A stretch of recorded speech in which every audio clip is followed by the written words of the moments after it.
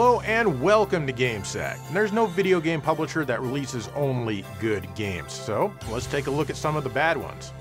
At least ones that I think are bad. And if you think any of these games are good, I'm going to need you to change your opinion to match mine, because when it comes to something entirely subjective like video games, there is no room for dissent. That's right, I am a very sarcastic SOB. Anyway, I'm going to cover 2 games from each company, so let's get started.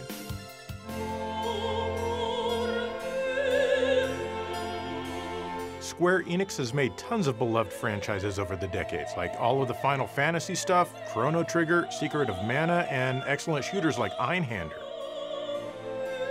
So you might have been excited when you downloaded Zero Day Attack on Earth for the Xbox 360, which had no physical release. Sad to report that Einhander, this is not. This twin-stick shooter was developed by Gulti. Basically, the premise is that you fly around the city and destroy the alien monsters that pop up. There are also some smaller ones flying around for you to shoot at.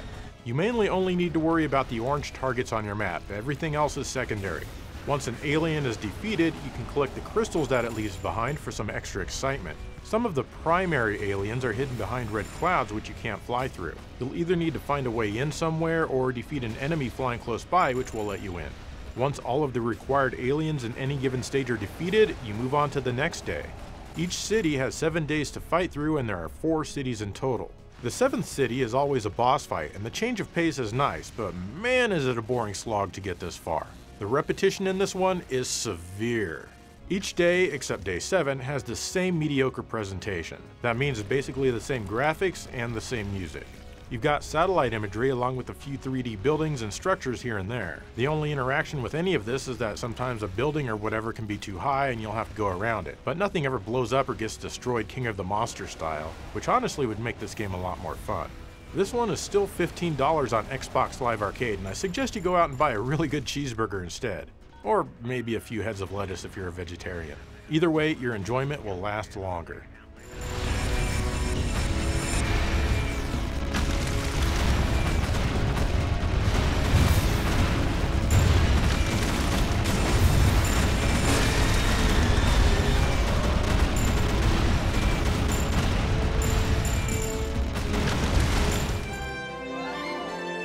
And then there's Balon Wonderworld from 2021. This is the PlayStation 4 version. Not only is this game from Square-Enix, but the game director is Yuji Naka, who's most famous for Sonic the Hedgehog. But he also worked on even better games like the original Phantasy Star. This one's a 3D platformer, and these have become increasingly few and far between these days, so there was hope that this one might be something special. Oh, it's special, alright. So the story is that you're breakdancing and other people really seem to like it. But I guess you don't like those people, so you just wander away. But get this, you see a cute little thing hopping around and follow it, because what else are you gonna do? You enter a room and then there's this dude who looks like he could be Knights, but in disguise. Now you're in a 3D platformer for some reason. You start off in a hub world. Okay, it's one of these, pretty typical. You go into the first area and you discover that basically you only have one button you need to worry about. And that's right, basically every button jumps. You collect crystals and stuff, and you can also grab keys. You then use these keys to unlock costumes. Okay, first of all, why do I have to grab the keys first? Why can't I just grab the costume icon? The keys add nothing to the gameplay. Ah well, moving on. These costumes give you new abilities and work perfect for the area that you're in. That's right, just like every 3D Mario platformer starting with Super Mario Galaxy. Except that this game dials it up to 13, as there are tons and tons and tons of costumes. You can have 3 of them at once and cycle through them, and I do wish that switching them out was faster. If you take any damage, the costume you're wearing goes away. Hopefully you had another one in reserve, or you're gonna die. Since the game only uses one button, if you're in a costume that does anything besides jumping, well, you can't jump. The boss battles can be kind of fun. Alright, I beat the boss and I saved the farmer. Okay? What's going on here? What? Why? Nobody asked for this.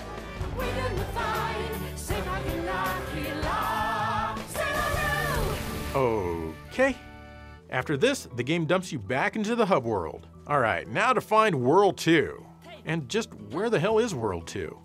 It's nowhere. So I thought I had to deal with these little creatures called Tims. The game seems to want me to build things for them to have fun on, and I don't know what's going on here. You can feed them your crystals. It turns out though that these little guys are completely useless. Instead, you need to collect all of the Balon statues in each stage to unlock the upper worlds. This game really wants you to collect things. Some of the costumes are inventive, but many are honestly just kind of annoying. Having to collect all of the statues and the constant costume changes are all absolutely tedious. Hey, why am I stuck? Get off of that! Stop that! Get off! The game's camera can also be troublesome.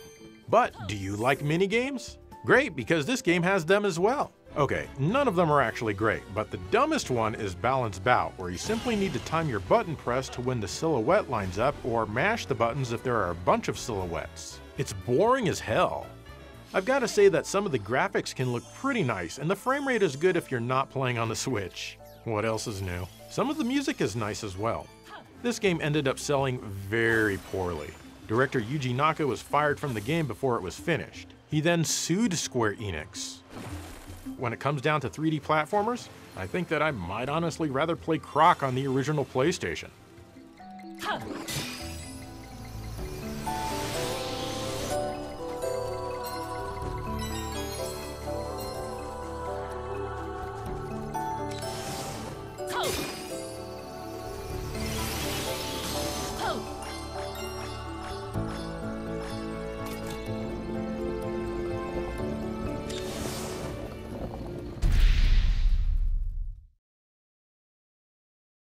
The next company has more than a few bad games, but their amazing legacy thankfully makes them very easy to ignore.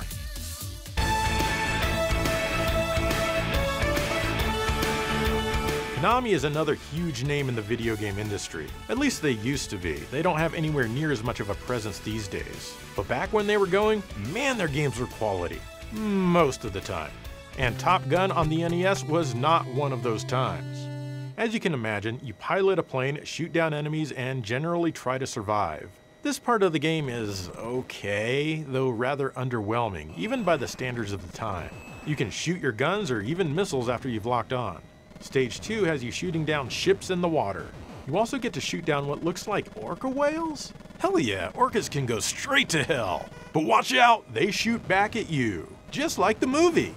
Then there are the infamous landing sequences. These take what feels like forever. If you do it wrong, well, it's death for you. In all honesty though, it's really not that difficult, and I think that anyone can do it. It's just annoying and boring. You also get to worry about your fuel. Call in a refueling plane and you get a minigame that's just like the landing sequence. You don't die if you fail here, though you're gonna die if you run out of fuel anyway. The problem is that these sequences are the opposite of fun, and the main game itself is a snore. What's more is that there's no way to pause the game, which is very strange. This isn't one of the better experiences you're gonna have on the console.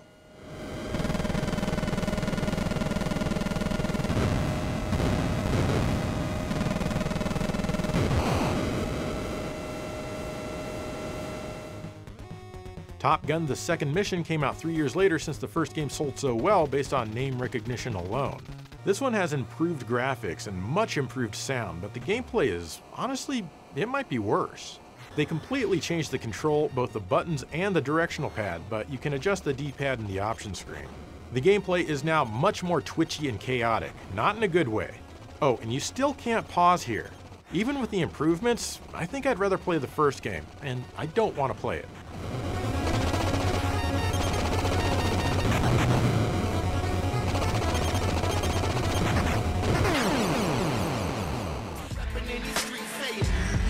Then there's Crime Life Gang Wars for the PC, PlayStation 2, and the Xbox. This is the Xbox version. This is basically a Grand Theft Auto wannabe in many ways, but not all. You're new to the gang and you need to prove yourself. That means there's lots of tasks that you need to perform and naturally a lot of fighting. There's a big city you can run around in, and you can take the subway to other parts of the city. Your friend tags along, and eventually you'll get other people to tag along with you as well. You not only need to worry about keeping yourself alive, but you gotta make sure that your friends survive too. In order to get some life back, you can murder with a finishing move, which restores a tiny bit of health. Wow, just like a real gang. Or you can buy some food at one of the many restaurants around. The fighting feels extremely generic. You have a few different moves and combos that you can do with various button presses. Press Y when indicated to do a fatal move. You can beat up on civilians, and the cops do not like that. Murder too many within too short a time, and they'll send the SWAT after you to gun you down. Ouch. The police don't care if you murder other gang members, though, or even private security guards. There are a lot of fights that you can get into as you wander the streets, and you'll be wandering them a lot going from point A to point B. You can't steal any cars, so you need to hoof it at least to the subway. You can avoid most fights just by running. Some fights are mandatory, though. The graphics are very plain for their time, and the city lacks any kind of personality. Sometimes the frame rate can take some severe hits. The music is fine when it plays, but the voice acting is, well, take a listen. You wouldn't do nothing. You always talking, but ain't never doing. Yo, man, what the hell you been doing back there so long? Talking to Ray. Ray who? Raise up off these nuts and stay out of my business. If you like dollar store crime games, then maybe try this one.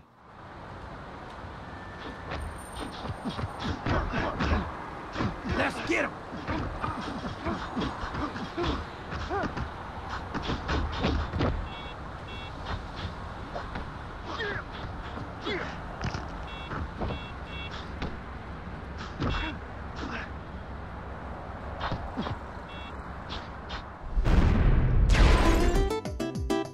Nintendo is a pretty successful company. In fact, maybe you've heard of them. They made consoles like the Super Nintendo and, the Switch. They're obviously the top name in video games of all time, largely because they consistently put out some great stuff. Unfortunately, Metroid Other M on the Wii wasn't one of those things. First of all, what an odd title for a game, Metroid Other M. This came out a few years after the phenomenal Metroid Prime 3. This one has you hold the Wii remote sideways like a normal controller. This is the first issue with the game. That's because this is a 3D game, and using an 8-direction pad to control yourself in a 3D environment is no fun. Moreover, the game really wants you to defeat certain enemies in specific ways, usually by jumping on them or pressing towards them on the D-pad. This is not made easy with the digital controls. Next, you can't even relax while playing the game because if you want to use a missile, you need to point the Wii remote at the screen to fire one off. At best, this is extremely annoying simply because you have to completely reorient the controller. Sometimes you need to destroy something that's spawning enemies with a few missiles while said enemies are attacking you. When you point the Wii remote at the screen, you go into first-person mode where you can't move at all, so good luck. Having to continually go back and forth between holding the Wii remote horizontally and pointing it at the screen is not a good idea. If they made it so you use the analog stick on the nunchuck in your left hand and the Wii remote in your right hand, that alone would make this game tons better, even if that were the only change. Seriously, that would be just so much better. Next, for a Metroid game, there's not a whole lot of Metroidvania here. Hell, it's more Vania than Metroid. It's mostly point A to point B with not much in the way of backtracking. This game puts a huge emphasis on the story with lots of boring flashbacks which of course can't be skipped. The main issue with this is that the story is ultra lame, with Samus now working with her former outfit. You don't get to earn and find your capabilities in this game like a normal Metroid, oh no. Instead, you need to get permission to use them from your old boss. Is Samus a bounty hunter or not?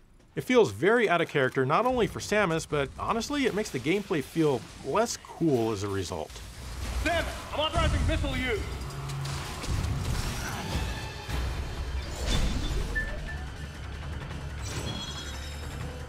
All in all, the game certainly isn't unplayable, just very disappointing for a Metroid game.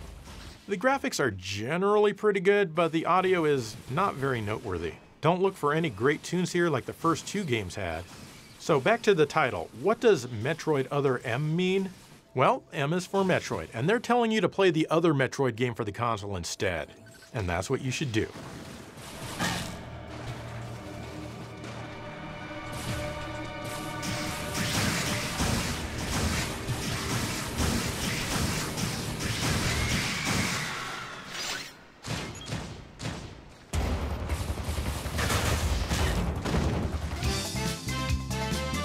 Much worse though is Donkey Kong Barrel Blast, also on the Wii. This one is a racing game, but instead of being fun, it's not. This was originally being designed for the GameCube where it would have made use of the DK Bongo controller. But development soon shifted to the Wii here, and we got waggle controls instead. Check out these crazy controls. You do almost everything with waggling. And you look like a complete idiot when you play it. Yeah, even more so than usual in my case. You shake both the Wii remote and the nunchuck alternately to speed up. Once you reach top speed, you can stop until something slows you down, like an enemy attack or running into something. Then you'll have to work your speed back up again. To turn left, you waggle only the nunchuck. To turn right, you waggle only the Wii remote. You'll often need to jump to avoid obstacles or grab an item, and to do this, you'll need to pull back on both controllers simultaneously. You can also attack as well as get items and use them like in Mario Kart. The items are rarely useful and never fun. Ranking third or better here is crazy hard, even in the very first stage. This game would have been much more playable and fun with the bongos instead of the motion controls. But honestly, even then, it wouldn't have been all that great. This is a concept that never really worked, and I think that every human being that exists would prefer traditional controls for this one. The thing is, if it had come out on the GameCube, it might have offered that, as not everyone owned the bongos. The graphics are nice and the music is fun, but they don't save this turd from being flushed.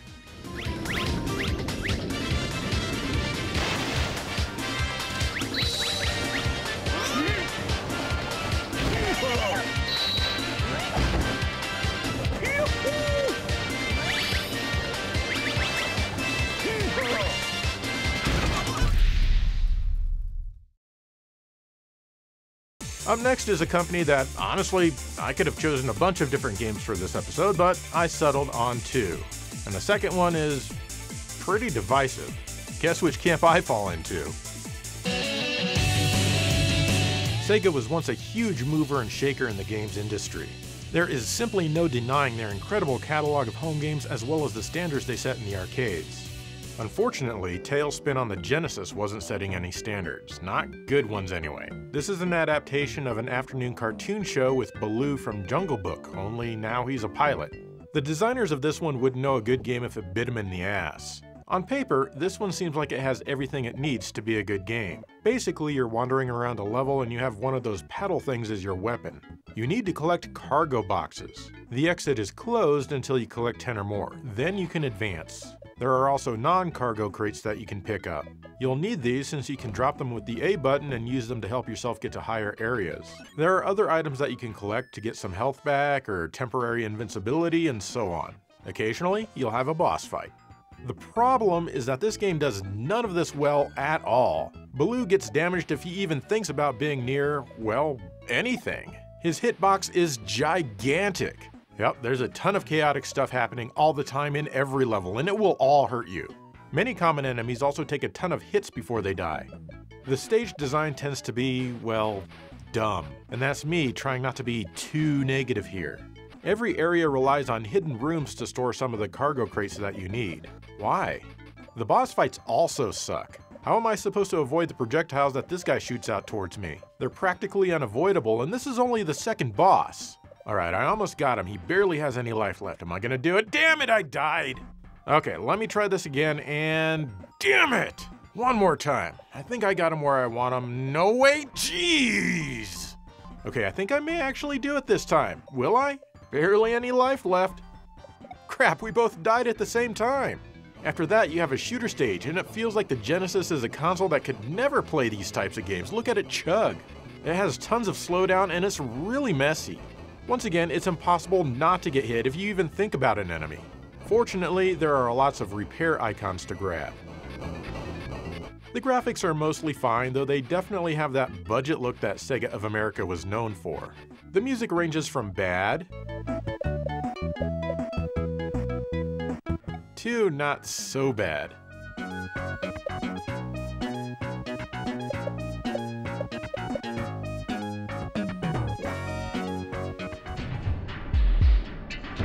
Or how about Mr. Bones on the Saturn?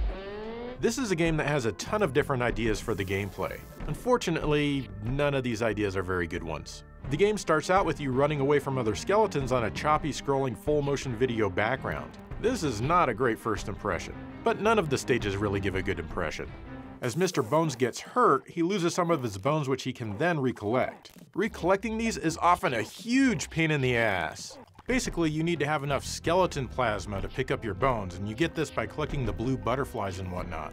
Also, the fewer bones that Mr. Bones has, the worse he controls. Some of the levels have good intentions but are executed poorly, like here where he's playing the guitar. It's basically a rhythm game and you need to press one of 6 buttons for 6 different shreds at the proper time. And what time do you press those buttons? Well, you have no clue unless you're at least a bit musically inclined. Which button do you press?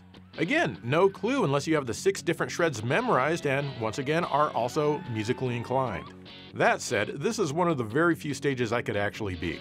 The drum solo stage does have visual cues as to which set of drums you need to start banging on. Not sure why the guitar stage didn't.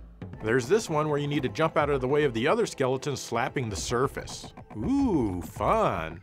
The side-scrolling stages like this look cool, but again are not fun, mainly because it's very difficult to keep your bones. Or this one where you need to rescue the tiny people getting abducted by spiders. This one isn't too awful, I guess. Then you go to the icy lake where you can fall into thin ice. The next stage is similar, but you're looking at it from underneath the ice, because we definitely needed this view. There are lots and lots of FMV-based stages, which is why the game comes on 2 discs. Oh, did I mention that if you die, it's an immediate game over? Straight back to the title screen for you. I did have some luck mashing the A button when I died in the second Icy Lake stage, getting it to give me another chance without going to the title screen, but this didn't seem to work for the other stages. Not that you're going to want to play many of them more than once. The music features the legendary late Ronnie Montrose, and that's really the best thing this one has to offer. This game definitely has its fans though, and they will absolutely defend it. I mean, check out the comments. But I'm sorry, I just can't lie, I don't like it. They spent more time trying to come up with as many different ideas as possible than they did trying to make sure any one of them was any good. I'll definitely give it props for its uniqueness, but in the end, it's still bad.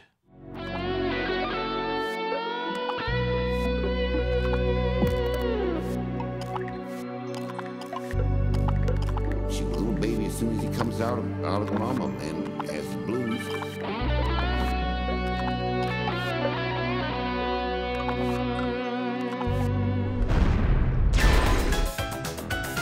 Capcom is one of the GOATs in video games. There's almost no end to the number of spectacular games that they've released over the decades. In fact, you might expect that quality if you picked up Final Fight Streetwise, which was available for the original Xbox and the PlayStation 2. This is the Xbox version. Now, Final Fight is usually a fantastic beat-em-up series, but instead, this one's a story-based adventure. You play as the brother of Cody, one of the main characters in the Final Fight games. He gets kidnapped and you're off to rescue him. First of all, the controls do leave a bit to be desired. A few of the buttons are mapped weirdly, like entering and exiting rooms and buildings. This same button also talks to people, and you can accidentally hit them when you're just trying to advance their text. Yo, player. Sorry about that. I was just wondering what else you might have to say. This isn't enough to break the game though. The camera, however, is pretty bad. Fortunately, the right stick controls it, and you'll constantly be taking your thumb off of the attack buttons during the fights to adjust it or snap it forward. And why do I get a crotch shot of Kyle when I exit the gym? Nobody needs this! One thing that I can't get over, however, is the extremely mundane and nondescript world that Kyle runs around in. It's not very big at all, yet still somehow it's easy to get lost because everything looks the same. Naturally, there's no map to help you out, but if you're near somewhere where you need to be, there is a little green arrow for you. The mission progression is also rather tedious. You need to do one thing, but in order to do that, you must first do another thing. Now, this is pretty typical for video games because, come on, what else are they gonna do? But somehow this game makes it a struggle to want to keep going. The game tries its hardest to remain interesting as it goes on, like introducing zombie-like enemies. Weirdly, I was eventually able to get into the grind on this one, and I do think it's a little better than most people make it out to be, but I still can't recommend it. If you want to play a much better game with a similar concept, then I recommend that you play Urban Reign from Namco instead. You get behind him. Got him.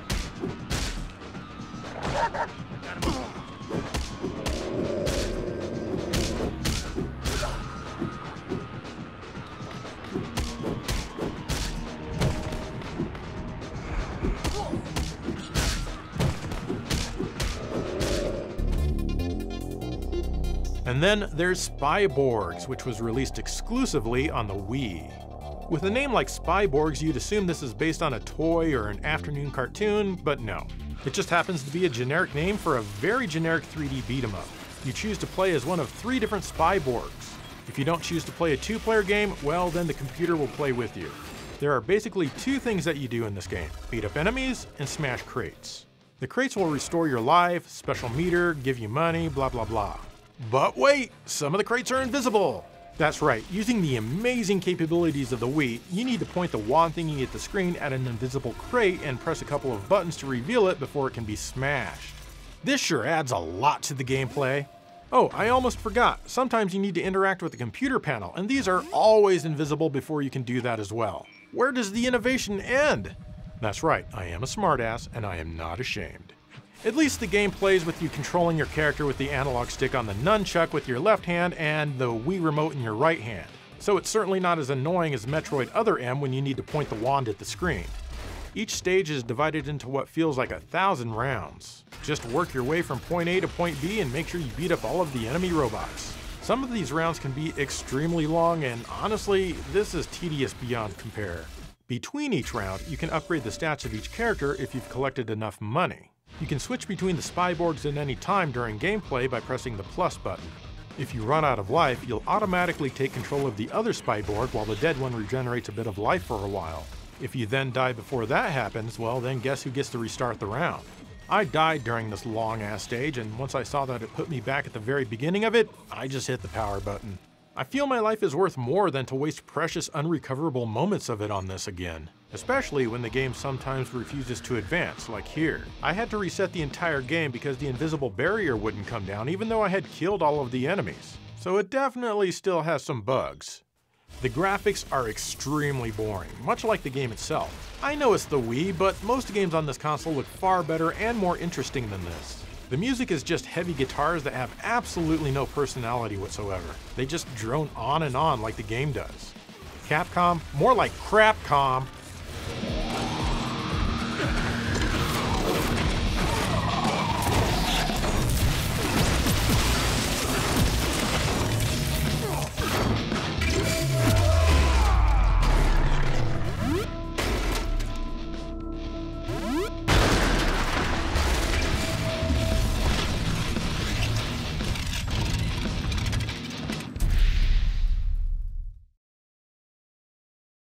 So there you go, some bad games from great companies. So, do you agree with my opinions, or are you upset that I dared call something you like a bad game? Remember guys, it's just video games. So, what are some other bad games from great companies? Let me know. In the meantime, thank you for watching GameSack.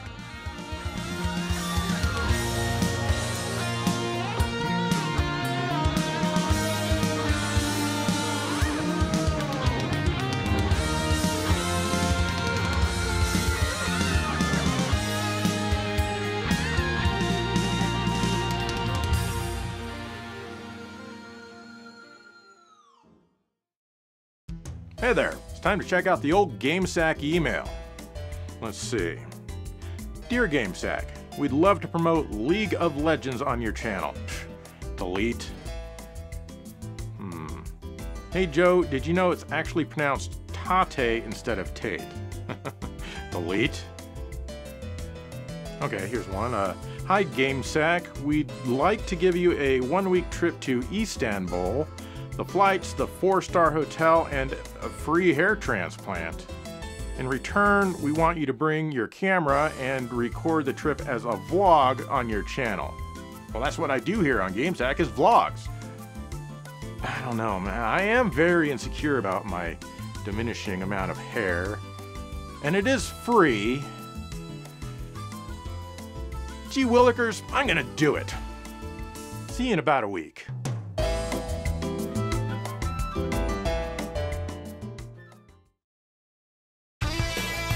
Alright, I'm back. Oh, the camera's still running. Don't I look incredible? Yeah, I wake up with a little bit of blood on the pillow every morning, and it's extremely painful. Also, I seem to have misplaced one of my kidneys while I was in Istanbul, but don't I look awesome? GameSack, more like full head of hair sack. I look so stupid.